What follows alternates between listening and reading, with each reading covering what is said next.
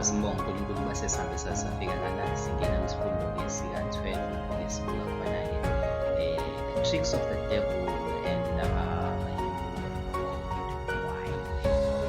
wine and old bottles. Siyaqhubeka isifundo sethu se-repentance conversion. Uma ulandela ngiyacabanga ukuthi khona okwenzekayo. Uma ungalandeleki kusho ukuthi uJehova usuke ekunikezile wona esinye isimo sokuthi ukwenze kangcono. Kodwa ngiyacabanga ukuthi kumele kube khona okuqubukayo empilweni yakho noma ungangahambisani nalesi sifundo, kodwa-ke kwakhe enye into ethile eyakha isithombe sikaNkulunkulu sigcwale sibe sihle empilweni yakho. So-ke sibuka-ke the new wine and the old bottles. Ake sibuke-ke ukuthi-ke sitholane-ke lapho-ke kule ndaba new wine. Ibisithi yona-ke lapha uma siyifunda ithi yona, no man putteth a piece of new cloth unto an old garment. For that which is put in on it, it will fill it up and take out from the garment, and then the rent is made worse. Akekho umuntu ongathatha-ke isishezi esisha afake engubeni neyingubo, athathe ingubo indwangu endala, indwangu entsha afake athunge ngayo ingubo endala, ayithunge yadabuka. Bese esho kanjalo-ke ake sifunde bese sizwe ukuthi yona ithini ngoba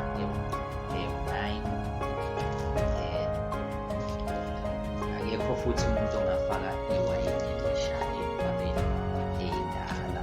uJesu usho kanje ngoba nabantu ayekhuluma nabo ngaleso sikhathi. Sizobona ukuthi-ke ngoba nabaqhamuka eceleni bese kuthi sibone ukuthi kwenzakalani ngoba ithi yona-ke akekho obekela isiziba sendwangu engakashukeki emutsheni endala, ngokuba lokhu okubekelwa kuyo kuyakebhula emutsheni, kwande ukukebhula. Besithi uverse 17, akulethwa futhi iwayini elisha ey'mvabeni ey'ndala, futhi funa izimvaba ziqhume newayini lichitheke ney'mvaba zonakale. Kodwa iwayini elisha balithele ey'mvabeni ezintsha, bese-ke kulondeke kokubili. So yila mazwi uJesu wakhuluma ngawo ukuthi-ke sibuka-ke manje-ke isishezi esisha, indwangu entsha engakashukeki engutsheni endala, newayini elisha emabhodleleni esikhumba amadala. Ukuthi-ke sibone ukuthi-ke yini-ke engase yenzeke lapho, sizwe ukuthi iqhubeka yona ithini. Uma siqhubeka-ke nayo siya lapha ku-Pharisaic approach, uMateyu 9:9 siyathola ukuthi-ke laba Farisi-ke bacupha uJesu. Inkinga yabo ukucupha uJesu. Ibesithi yona, and when the Pharisees saw it, they said unto his disciples, verse 11, why eatest thy master? Abafarisi bekubona lokho bathi kubafundi bakhe yini ukuba umfundisi wenu adle nabathelisi ezoni na? Ungani umfundisi wenu edla nabathelisi ezoni na? Ngizaro pages ibisithi yona, when the rabbis learned of his presence, the presence of Jesus at Matthew's feet, they seized the opportunity of accusing him. So kukhona-ke abantu abaphilela nje ukuthi behambe bebheka ukuthi bathole izaba zokuthi bangacupha kanjani. Angazi ukuthi into enhle yini leyo, kodwa-ke siyabona ukuthi isifo samaFarisi. But they chose to work through their disciples by arousing the prejudice they hoped to alienate them from their master. So khona ezinye izinto ongamelanga uzenze, ngoba uma uzenza ungathola ukuthi-ke ekugcineni labo bantu abazosiza bekumele ukuthi ngabe bayasizakala abasasizakali, ngoba umuntu kade ozobasiza usumhlahlele wamhlakaza waqeda ngayo. Ngeke ube sakwi-work on progress. Nakho ngithanda sibuke siyakhona la siyakhona sizofika ekuthenini sesibuka umoya ongcwele usebenza, and ukusebenza kamoya ongcwele kusuke kuveza ukuze umuntu ngaphakathi kwenhliziyo yakhe isuke imnyama, inamakhola angawazi nezinto angazazi. So umoya ongcwele usuke eveza lezo zinto, process yokuphendula bese-ke abantu bese bethi hayi cha ungathi usuyona ungabusayenza. So uma engayenzi usezovala umoya engcwele ukuthi engazenjani, angabe esaqhubeka nokuveza lezi zinto ngoba ingcindezi isinkulu ilaba abantu ababonayo, yabo usecabanga ukuthi bese-ke ngokwenze njalo usumhlukanisile nobani uNkulunkulu, wahlukanisa nabantu abezomsiza ngakusasa eseqediwe usetshenzwa eseyiwe committed. Okwamanje usaku-work on progress, usayidongo, usamuntu kuyagcoba, kuyahlanganiswa, kuyabizwa, kuyakhiwa kuyo wena-ke obungazi ukuthi kumele udlale iphi. So vimba umuntu. So they thought to alienate the disciples from their master. So khona abantu abangazi ukuthi benza umsebenzi wokuthi bahlukanise abantu noJesu, bahlukanise abantu noJesu, bahlukanise abantu noJesu. Ngishilo ngaphambilini ukuthi mina ngangikubamba ngihlakaze nge-scripture, ngihlakaze ngayo yonke into bese ngithi awukholwa, yabo, ngoba ngangicabanga ukuthi ukwazi amavesi, ukwazi umoya wesiphrofethi ukukholwa lokho, yabo, bese ngingakwazi ukusondeza abantu kuJesu Kristu, ngibasusa ey'nyaweni zesiphambano. Ukube siyazi ukuthi kubiza kangakanani ukusindiswa komuntu, ngabe-ke indlela esenza ngayo ihlukile kakhulu, ngabe sebebaningi abantu ngakuNkulunkulu manje. Abanye bethu sisenkingeni enkulu ngenxa yokuthi iy'mpilo zethu zisuke zaba sesimweni sokuthi sicindezeleke ngoba sisakube khona progress. Now uma iqhubeka-ke lisithi it was their policy to accuse Christ to his disciples and the disciples to Christ, aiming their arrows where they would be most likely to wound. This is the way which Satan has worked ever since the disaffection in heaven. All who try to cause discourse and alienation are actuated by the Spirit. So yes, siyabona-ke la ukuthi khona umoya okhona odinga ukuthi usuke ey'mpilweni zethu, ungabi bikho ey'mpilweni zethu, ngoba umoya ongemuhle nokho kwenza izinto ezingadingeki. Besithi the Pharisees thought themselves too wise to need instruction, too righteous to need salvation, too highly honored to need the honor that comes from Christ. The Savior turned away from them to fill them, the others who would receive the message of heaven.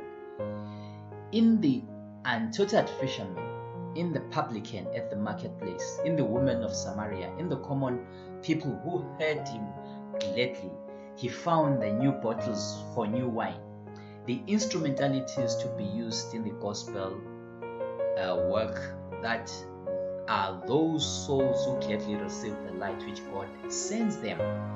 These are his agencies for imparting the knowledge of the truth to the world. If through grace of Christ his people will become new bottles, he will fill them with new wine. Siyabuka-ke lana ukuthi-ke uma sibuka kanje-ke into ngendlela ezenzeka ngayo ukuthi-ke la sibona-ke indlela okukhulunywa ngayo izinto ukuthi-ke uJesu ugcine esekhetha abantu azobasebenzisa ngoba ebona ukuthi hayi abanye abantu akungena abafundiseki akusebenzeki azayobheka kwabanye abantu azokwazi ukusebenza ngabo ngoba esikhathini esiningi sesisuke sesicabanga ukuthi thina-ke hayi uma-ke kungenzekanga ngathi ayikho enye indlela, ngeke akufanele, ngeke kwenzeke, kumele kwenzeke ngathi. So uma sibuka-ke lento siyathola ukuthi-ke la iyasitshengisa ukuthi-ke kuhle ukuzwa izwi likaNkulunkulu ngoba kuyasebenzeka. Okunye singakubuka lapha i-covetousness, i-ambition, i-jealousy, i-intemperance. It's another book was opened wherein were recorded the sins of those who profess the truth under the general heading of selfishness came every other sin. There were also headings of every column underneath these. Opposite each name were recorded in their respective columns the lesser sins. So-ke kukhona incwadi ezulwini ebhalwayo bese-ke ibhalwe ukuthi-ke selfishness, bese kuba khona-ke iy'hloko ey'ncane ezongena lapho ngaphansi kwa-selfishness. Uthi yona bese kuba khona-ke lezo zihloko ey'khona-ke lapho. Ake sizwe ukuthi-ke iziphi-ke lezo y'hloko ey'ba khona kwizindaba ezinjengalezi ukuthi kuthiwani-ke la. Ithi yona incwadi uma iqhubeka lana ithi yona-ke under covetousness came falsehood. So abantu abaningi ngenxa yokufisa izinto zabanye abantu bagcina beqhamuka khwabanisa, bagcina benza i-avarice. Bese kuthi-ke under ambition came pride in the extravagance, and jealousy stood and jealousy stood at the head of malice, envy and hatred and intemperance. Yet a long list of fearful crimes such as lasciviousness, adultery, indulgence, and manipulation. So-ke usungabuka-ke ubona ukuthi-ke kulezi hloko eziwu-4 iziphi zona usuzenze kuzona, and uyibuka nje lezi zonke izona ezangemele izona ey'ningi ey'nkulu ezisabekayo. Abanye bethu ungambuka umuntu angeke ubone i-covetousness, angeke ubone i-jealous, angeke uyibone i-ambition, angeke ubone i-intemperance, but sooner or later kuzobonakala ukuthi-ke umuntu yena usebenzela kuphi. Zonke lezi zinto edinga ukuthi abantu siphenduke kuzo. Ibisithi yona the teaching of Christ taught, it was the teaching of Christ, though it was represented by the new wine, it was not a new doctrine, but the revelation of that which has been taught from the beginning. But to the Pharisees, the truth of God had lost its original significance and beauty. To them, Christ's teaching was new in almost every respect, and it was unrecognized and unacknowledged. So-ke ingakho sithe thina-ke ekuqaleni masibuka-ke uthola ukuthi sisebenza ngekhaya zethu, sisebenza ngekhaya zethu ngalana ezi-shadows ezizofika ku-living object and the reality siyanganayo.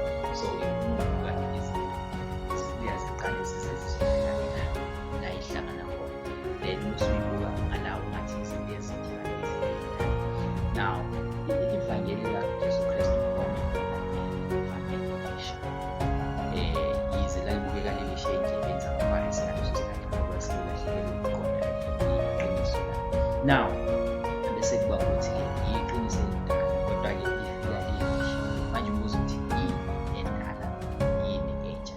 Ngoba sesiyabona ukuthi okay, obviously according to amagama kaJesu Kristu iqiniso lakhe iqiniso linjani, elisha.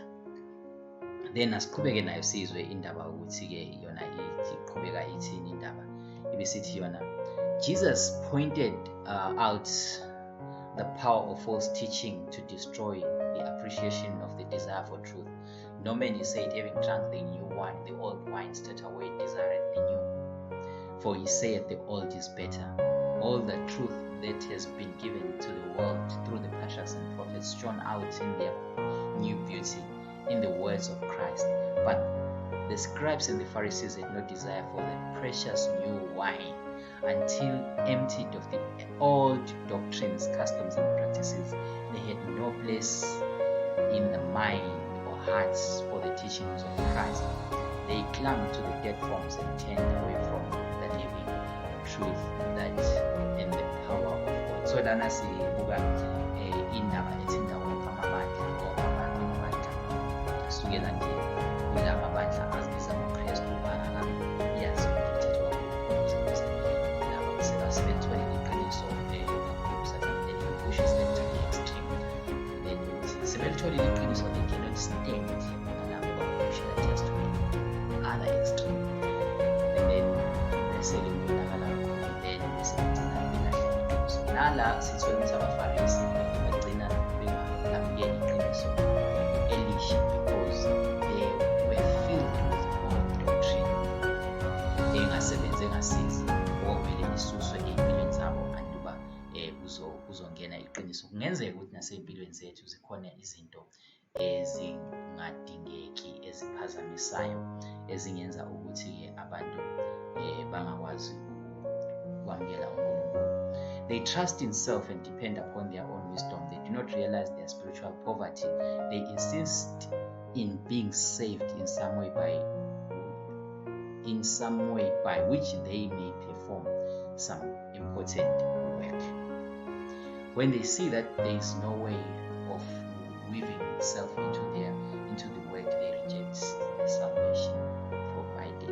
So abantu abaningi bayanqaba izinto eziningi just because they can't find a way of weaving izinto zabo into leyo nto, then bese kuba nzima ukuthi kwenzeke izinto zenzeke kahle ngenxa yokuthi at the time Jesus uttered this parable, the old typical service was soon to pass away, and the temple courts were to be left dismal. So abantu abaningi they fail to understand what is the difference between a structure and a system that is falsely brought into the structure. They think the system that is falsely brought into the structure is the structure, and it is the system that must be thrown out. But the system can be changed. The system can be corrected before the system is working. So the spiritual thing that is structure. Christ, the great antitype, both sacrifice and high priest, clothed his own spotless righteousness, was soon to be slain as a lamb without blemish for the sins of the world. But both his disciples and the disciples of John misapprehended the relation of his teaching to the doctrine of the scribes and the Pharisees. The disciples of John had sought to unite the teachings of the reformer with the doctrines held by the Jewish leader. But the teachings of the scribes and the Pharisees was fast hastening to decay, and to unite the truth with their jargon of tradition would make confusion and worse confounded. So ke la sibuka ke uJesu ezobhekana ke nabafundi bakaJohane. So abafundi bakaJohane uJesu abaFarisi baqala uku-attack-a ubani uJesu, abafundi bakaJesu bathi ubani umfundisweni edlaliswa. Uma bebona ukuthi uJesu uyaphendula, ashesha aphendule uJesu. Mase bephendula bese beyalinda-ke, bese belinda abafundi bakaJohane. Uma bebuka abafundi bakaJohane bese beyabuza ukuthi nina niyazini uJesu abazini. So-ke uma abantu sebeqalile nje ukusekela ngale nhloso eyesitha abayeki kuningi abafunayo bafuna bazibathola, bese-ke kwenza ukuthi umsebenzi. Now ngokwenze njalo-ke uJesu sezamtshengisa ukuthi cha, akwazi ukufundisa iqiniso elipheleleyo ukuxuba nezinto ezimbi zabaFarisi. So lezi imfundiso zombili ayifani, ayihambiselani. Ngakho kumele wazi ukuthi ukhetha kuphi. Ingakho-ke uJesu usiza abafundi bakaJohane ngoba usevikelile abafundi bakhe nabo abafundi bakaJohane asebephazanyiswa yilabo abaFarisi ngoba beza ngale ndlela abeza ngayo. So esikhathini esiningi manje-ke sinabantu abaningi abaqhuba lo msebenzi ngendlela eyenzeka njengabaFarisi. Ake sigcine ngoJehu sizwe ukuthi-ke uJehu uthini. Siye sasifunda lesi sicaphuno bese ukuthi-ke sizothile-ke uyakhuzwa ukuthi-ke wena awuyibheke ubuke nabanye ukuthi ngoba abanye bengenze kahle ukuzokhala ngabo. uJehu-ke wagcotshwa u-Elisha ukuthi ayenze umsebenzi. 2 Kings chapter 9 verse 9 to 10. Ufunde lawo lezo zehluko zokuthula ngabanzi ngoJehu. Uthi-ke uNkulunkulu uJehu ake sithathe nje chapter 10 verse 29 chapter 10 verse 31 sibuke uJehu ukuthi-ke iBhayibheli lithi ngoJehu usungahamba-ke ukubheka-ke incwadi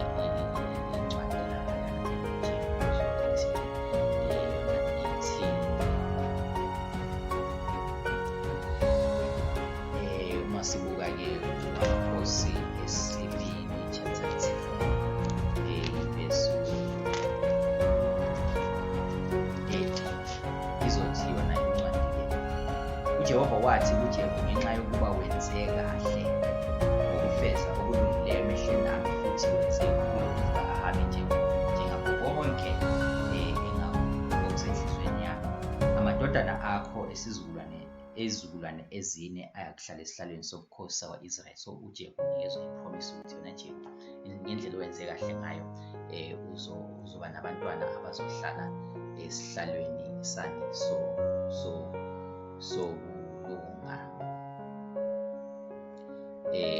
sokulunga esihlalweni sobukhosi bakwa-Israyeli,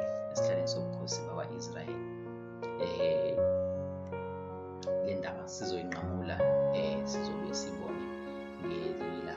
But uverse 29 awuzwe ukuthi uthini. 29 uthi, kepha uJehu akasukanga ekulandeleni izono zikaJerobhowamu indodana kaNebhathi, onisa ngazo u-Israyeli nangamathole egolide ayeseBhetheli nakwaDani. So uJehu wenze kahle, kodwa akasukanga ezonweni zalabo balandeli bakhe bezo-31. Kodwa uJehu akagcinanga ukuhamba emthethweni kaJehova uNkulunkulu ka-Israyeli ngayo yonke inhliziyo yakhe. Akasukanga ezonweni kaJehova, onisa ngazo u-Israyeli. So-ke la esibukayo ukuthi ake ukhuluke ukuthi-ke ekwenzeni izinto ozenzayo ngabe kulandela uNkulunkulu kwenza uthando ngoba egcineni ukwenza wena uthando